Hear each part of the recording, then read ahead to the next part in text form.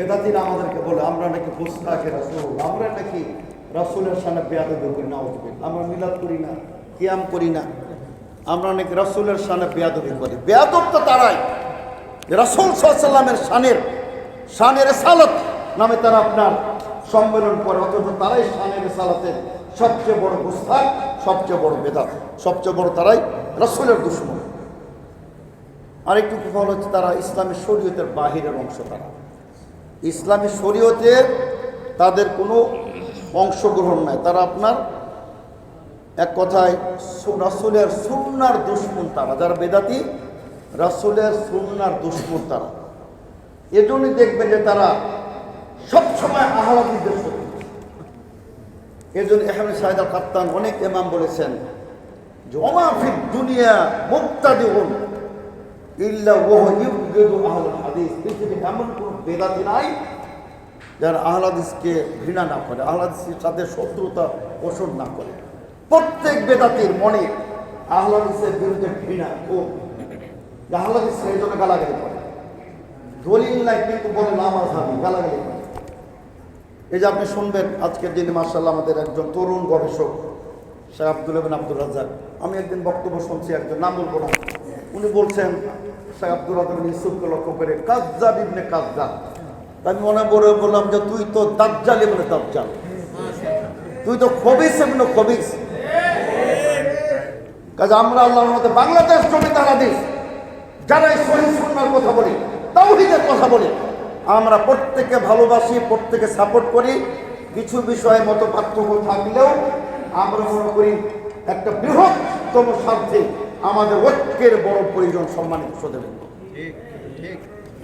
তো কাজেই আমরা বেদাত যা আসলে এটা এর যে কতটা কুপ্রভাব কুফল এটা আমাদের বুঝতে হবে। সম্মানিত শ্রোতাবৃন্দ, বেদাতের আরেকটি কুফল তুলে ধরতে চাই, যেটা মুসলিম উম্মার ঐক্যকে ছিন্ন বিচ্ছিন্ন করে দেয়। ইতিসাম বিল কিতাব ওয়াস সুন্নাহ হবে, ওয়াতাসিমু বিহাবলিল্লাহি জামিআন ওয়া লা তাফাররাকু। আল্লাহ বলছেন কিতাব ও সুন্নাহর মধ্যে ঐক্য হবে। কিন্তু আপনি যখন বেদাত করবেন, আপনি জামাত থেকে যেন বেরিয়ে গেলেন, ভিন্ন একটি মত আপনি প্রতিষ্ঠা করলেন। এরকমই সম্মানিত শ্রোতাবৃন্দ,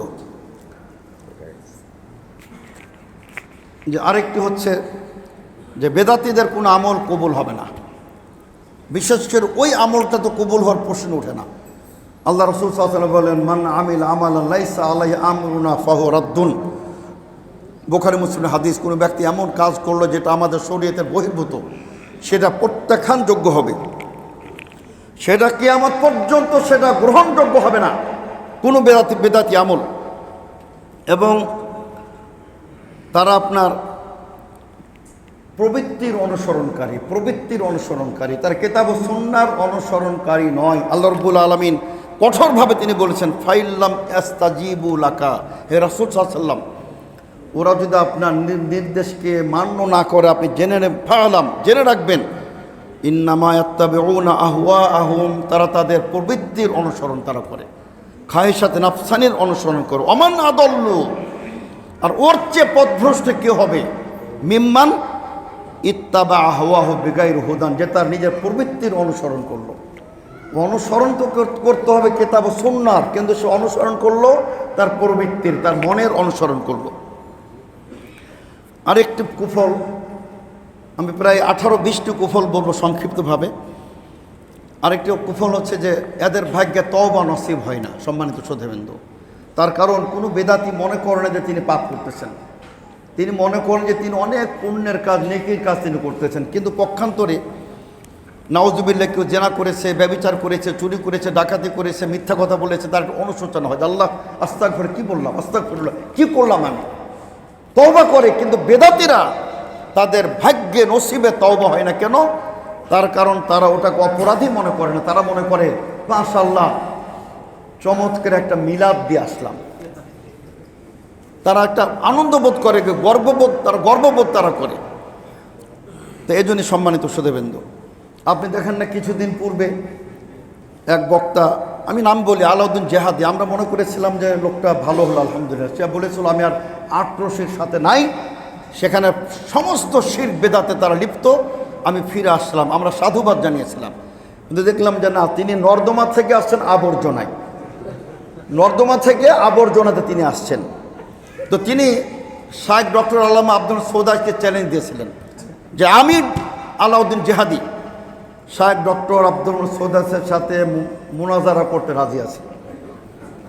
তা আমি বলেছিলাম, এক বক্তব্য বলেছিলাম যে তোমার সাথে তুমি পারবেন না, তার কারণ উনি তো বাংলা জানেন না আর তুমি তো আরবি জানো না, তো বাহাসটা হবে কিভাবে? তো সম্মানিত শুধু একথা আল্লাহ তাআলা বলছে যে তোমরা আল্লাহকে শিক্ষা দিতে যেও না।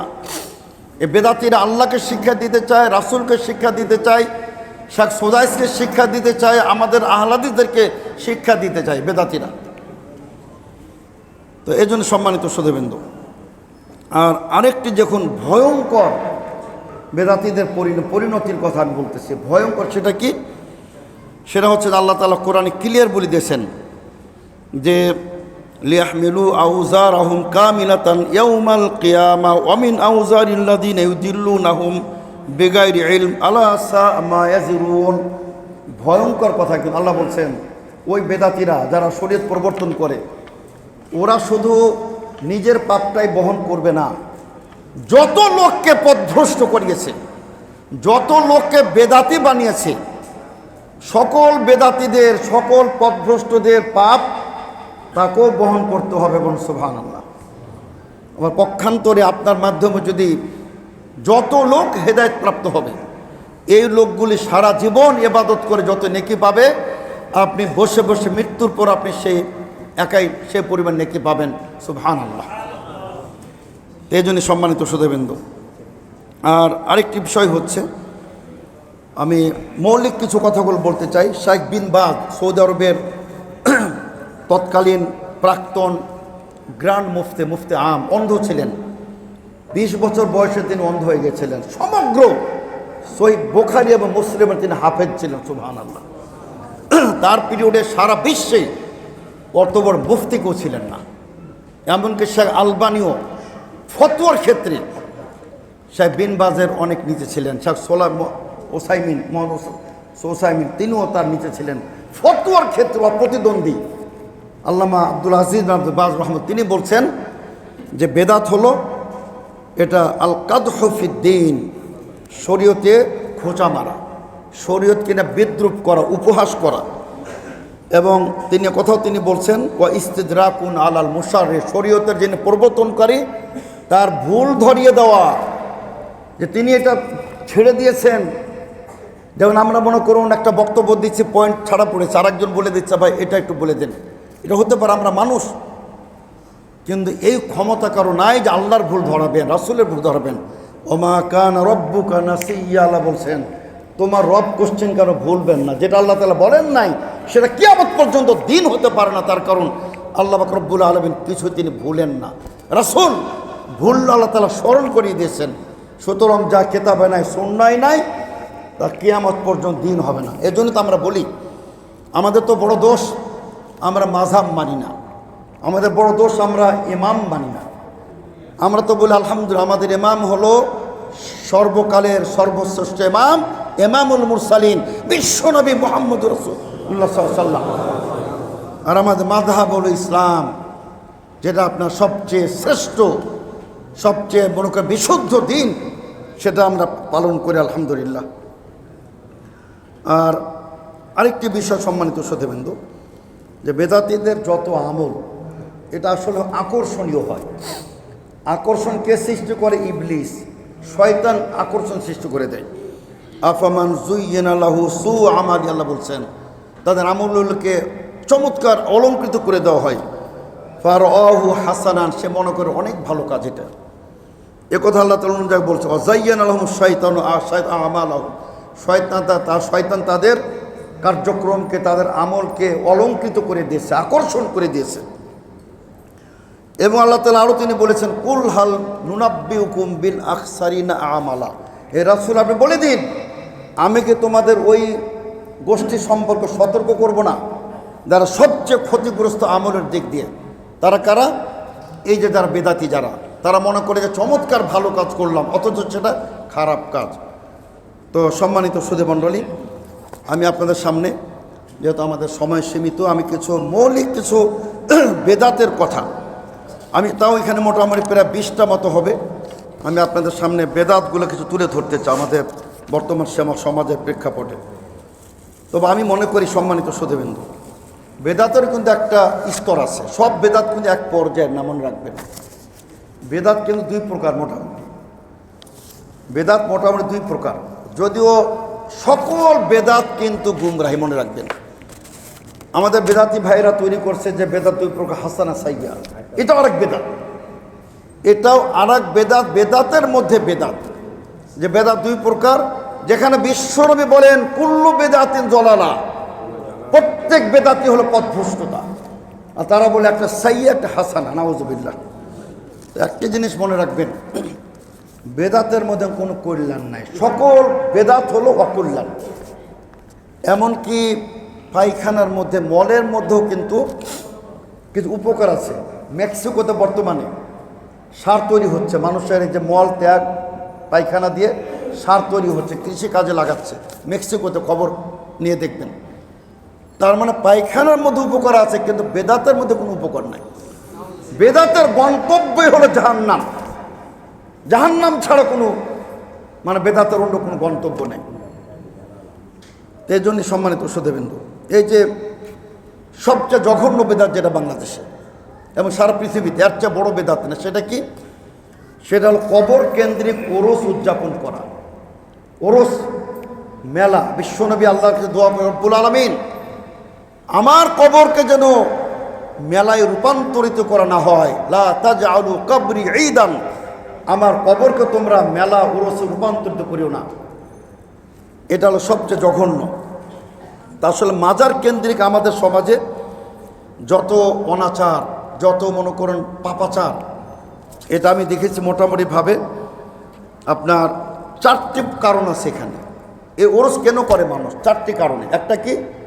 রিপুর তাড়নায়, ওখানে সুন্দরী সুন্দরী রমণী নারী পাওয়া যায়, ভোগ করা যায়। তারপরে গান বাজনা, মদ মাদকতা শেষ নেই, এটা কিন্তু মারাত্মকভাবে। তারই সাথে আপনার সিংহভাগ যারা ওরস উদযাপন করে, কবর কেন্দ্রিক যারা অনুষ্ঠান করে, এর অধিকাংশের অশিক্ষিত, কুসংস্কারচ্ছন্ন ব্যক্তি, জাহেল ব্যক্তি, এরা জাহেল এরা জনগোষ্ঠী। আর দ্বিতীয় কারণ হলো বৈষয়িক বিষয়দের, এটা হচ্ছে আপনার বৈষয়িক ধান্দা, রাতারাতি বিনা পুঁজিতে কোটিপতি। আমি একটি বক্তব্য শুনছিলাম যে প্রতি মাসেই নাকি প্রায় 50-60 লক্ষ টাকা মাজারগুলোর ইনকাম, মাসে 50 লক্ষ টাকা ইনকাম বিনা পুঁজিতে। আপনি বিশ্বাস করেন, আমি একটি কথা বারবার বলি, আপনি মাজারগুলিতে দান বন্ধ করে দেন, বেদাতীদের মিলাদ পড়ার পর আপনি তাদের বকশিস বন্ধ করে দেন, দেখবেন বাংলাদেশ থেকে নয় সারা পৃথিবী থেকে মাজার উঠে যাবে, মিলাদ উঠে যাবে। কিন্তু আমাদের অশিক্ষিত মূর্খ লোকেরা তারা মনে করে যে এখানে দিলে আমি রাজাত পেয়ে যাব, এই যে তারা মাজারে দান করে, অথচ মাজারে দান করি আপনার সমস্ত নেকি বরবাদ হয়ে যাবে। মুসনাদ আহমদের হাদিস, আল্লাহ রাসূল সাল্লাল্লাহু আলাইহি ওয়াসাল্লাম বলছেন যে তোমাদের পূর্ববর্তী লোকেরা, 2 জন ব্যক্তি সামান্য মাছিকে কেন্দ্র করে একজন জান্নাতে চলে গেল, একজন জাহান্নামে চলে গেল। সুবহানাল্লাহ। এক ব্যক্তিকে বলা হলো কিছুই না, একটা মাছি দিয়ে যেতে হবে। সে বলল কোশ্চেন কালো নয়, আমি গায়রুল্লাহর নামে কখনই কিছু দান করতে পারি না। তাকে হত্যা করে ফেলো। বিশ্বনবী বললেন এই ব্যক্তি সোজা জান্নাত চলে গেল। সুবহানাল্লাহ। আর আরেক ব্যক্তি একটি মাছি দান করে পরিত্রাণ পেয়ে চলে গেল। বিশ্বনবী বললেন সামান্য মাছি দানের কারণে এই ব্যক্তি জাহান্নামী হয়ে গেল। সুবহানাল্লাহ। তো কাদের সম্মানিত সুধীবৃন্দু, আরেকটি আপনার অনাচার যেটা আমাদের দেশে যেটা মানুষ করা হয়, সেটা হচ্ছে যে এরা শরীয়তের বিকৃতকারী, এরা শরীয়তের অপব্যাখ্যাকারী। শরীয়ত যত সুন্দর একটা শরীয়ত, ইন্না জাআলনাকা আলা শারিআতিম মিনাল আমরি ফাত্তাবিহা, আল্লাহ বলছে রাসূল সাল্লাল্লাহু আলাইহি ওয়াসাল্লাম আপনাকে আমি একটি চমৎকার শরীয়ত দান করেছি, শরীয়তের বাইরে যাবার কোনো সুযোগ নাই। সম্মানিত সুধীবৃন্দ, আর আরেকটি হচ্ছে যে এখানে এত মারাত্মক শিরক হয়, যে কবরে শায়িত ব্যক্তির ব্যাপারে বলা হয় যে অলৌকিক ক্ষমতার অধিকারী, আপনাকে উদ্ধার করে দিবে, বিপদ দূর করে দিবে, আপনাকে মুক্তি দিয়ে দিবে, আপনার রিজিকে বরকত দিয়ে দিবে, আপনার শত্রুকে পরাজিত করবে। কে? ওই কবরে অলি, তথাকথিত অলি বা শায়িত ব্যক্তি। এটা আল্লাহর যে পাওয়ার, এটা তারা ওই কবরে শায়িত ব্যক্তিকে তার প্রদান করে দিচ্ছে। সম্মানিত সুধীবৃন্দ, তো কাজে আপনার ওরস এর চেয়ে পৃথিবী তার কোনো বড় বেদাত না। তবে একটা বেদাত ছিল যেটা বলা হয় ইসলামের প্রথম বেদাত বলা হয়। সম্মানিত সুধী, সেটাও জেনে রাখবেন। তবে একটি কথা মনে রাখবেন, অনেক বেদাত কিন্তু আবার শিরক, আরবিতে বলে মুতাদাখিলা, একটি মধ্যে আরেকটু ঢুকে গেছে। কিছু বেদাত শিরক, আবার কিছু শিরক বেদাত। বিশেষ করে যেগুলা প্রথম যেটা তৈরি হয় ওটা কিন্তু বেদাতই বলা যায়, অথচ শিরক। যেমন প্রথম বেদাত হলো আল্লাহর জমিনে বলা হয় সে প্রখ্যাত কুখ্যাত মুনাফেক এবং ইসলামের শত্রু আব্দুল্লাহ ইবনে উবাই ইবনে সুলুল, আব্দুল্লাহ ইবনে সুলুল আল হিময়ারি, আব্দুল সাবা আল হিময়ারি, আব্দুল সাবা আল হিময়ারি রাফেজি ধর্মের প্রবর্তক মুনাফেক। সে আপনার তার কিছু অনুসারীরা আসল আলী রাদিয়াল্লাহু কাছে এসে বলল যে আনতা হুয়া, আপনি সেই মহান সত্তা। হয়তো আলী বলেন কিসের সত্তা আমি? বলে আপনি হলেন আমাদের আল্লাহ। নাউজুবিল্লাহ। আলী রাদিয়াল্লাহু আনহু ক্ষেপে অগ্নিশর্ম হয়ে গেলেন। তিনি বললেন এদেরকে তওবা করো, যদি তওবা করে ছেড়ে দেবো, তওবা না করলে একটাও পার পাবে না, আমি একজনকে হত্যা করে ফেলবো। তারা তওবা করলো, বলছে না আমরা মানতে রাজি না, আপনি আমাদের মাবুদ, আপনি আমাদের ইলাহ। তিনি বললেন যাও এদেরকে আগুন দিয়ে পুড়িয়ে দাও। এবং তিনি একটু কবিতা লিখলেন আলী রাদিয়াল্লাহু আনহু, লাম্মা রাআইতুল আমরার মুনকারান ফাওকাতু নারি ওয়া কুলতু ইয়া কুমবুরা দাওয়াতু কুমবুরা। তিনি বলেন আমি যখন দেখলাম যে ঘটনা তো মারাত্মক, এর এসে আমাকে বলছে আপনি আমাদের ইলাহ। কাজে আমি এটাকে মারাত্মক মনে করে আমি আগুন প্রজ্বলিত করলাম। আর আমি আমার চাকর খাদেম কুম্বুরকে বললাম ধরে ধরে প্রত্যেকটা আগুনের গর্তে নিক্ষেপ করে দাও। তিনি তাদেরকে আগুন দিয়ে পুড়িয়ে হত্যা করেছিলেন আলী ইবনে আবি তালিব রাদিয়াল্লাহু আনহু। কেন? তারা বলেছিল যে আপনি আমাদের ইলাহ। সম্মানিত সুধীবৃন্দ, এটাও কিন্তু বেদাত, এত জঘন্য মারাত্মক বেদাত। এরই কাছাকাছি কিন্তু উরুসগুলাতে, এখানে সব আল্লাহর প্রয়োজন হয় না। সম্মানিত সুধীবৃন্দ, আমি প্রসঙ্গত বলি আপনাদের সামনে, এর